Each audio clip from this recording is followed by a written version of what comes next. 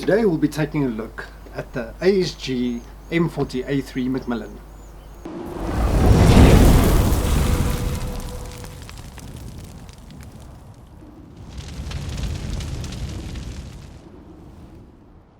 Hi guys, I've seen so many reviews on the M40A3, it's not even funny.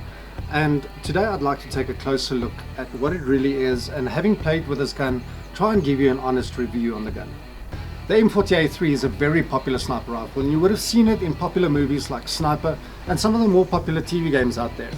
Now, the M40A3 distributed by ASG is a 1-to-1 replica of the USMC issued sniper rifle. Now this is the Sportline model. You also get it in a Pro line, and then the M40A5, which is a different beast altogether. So let's take a closer look at what this entails. Now when you get the product, it doesn't come with a scope or a bipod.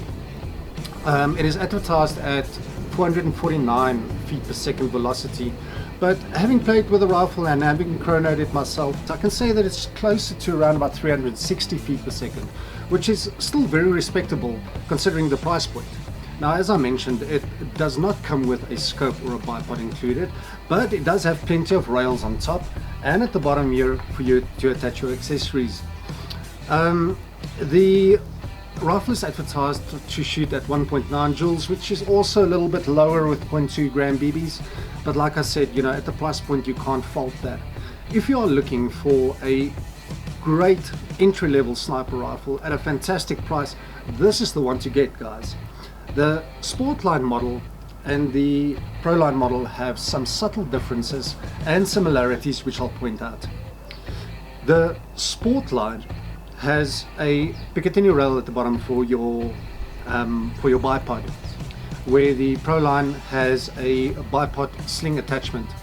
It also, the Sportline also has the sling attachments on the body on both sides, the front and the back, where the Proline has quick release mounts all around the body, at the front, the back, on the sides, at the bottom.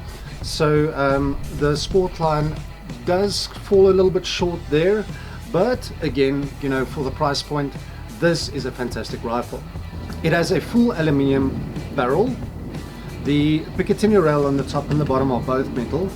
The trigger guard is also metal, and I can't seem to find this information.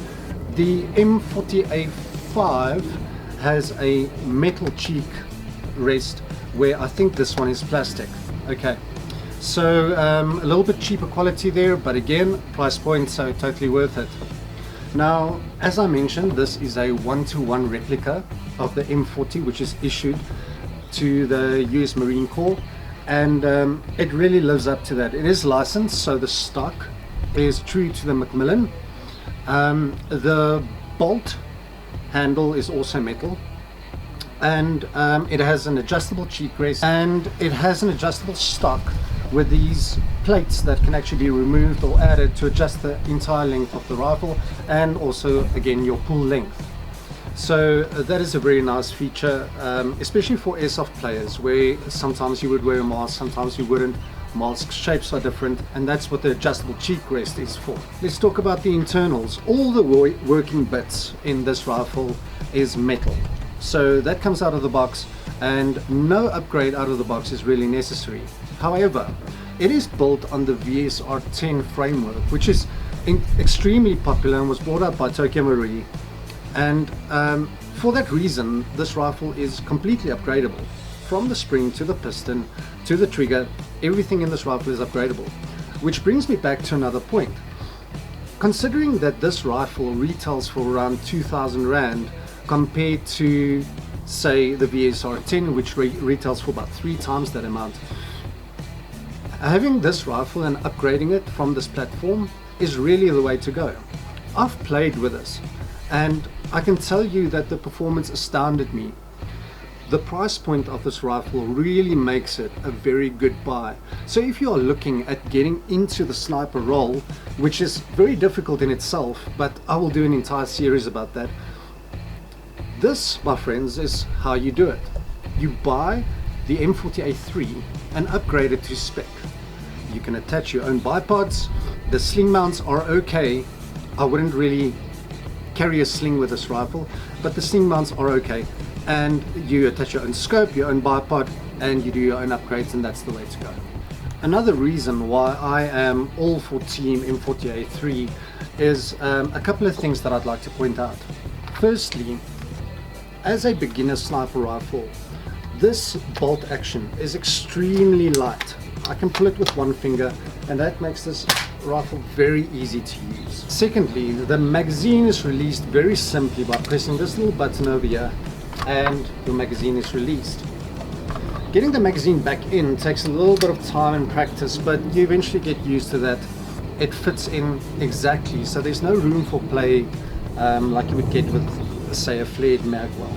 Another thing that I'd like to point out is that the hop-up is external, which means you can adjust it from the outside of the gun on the fly, making those fine adjustments in the field very, very easy. You don't have to fiddle with any tools or open any hatches to adjust the hop-up. It is right there. So all in all, you know, as an entry-level sniper rifle, this is a fantastic gun. It is also quite light, which might put some people off. You know, when you take it out of the box, the feel of the stock does feel a little bit cheap, but once it's assembled, it really is a very solid platform. So guys, there you have it, an honest review on the M40A3. I've seen guys who had mixed feelings about it, saying that results may vary, and to an extent I can believe that, but for the most part, not a bad purchase. If you want to get into the sniper role, be sure to check out my series where I will be upgrading this rifle and possibly make myself a ghillie suit. So there's something in the pipeline on that. Guys, thank you so much for watching. Remember to hit that subscribe button and like all our social media channels. And speaking of which, just a quick shout out that we have launched the CC swag. So get yourself some sweet gear on our website. It's all available on there, and we'll see you next time.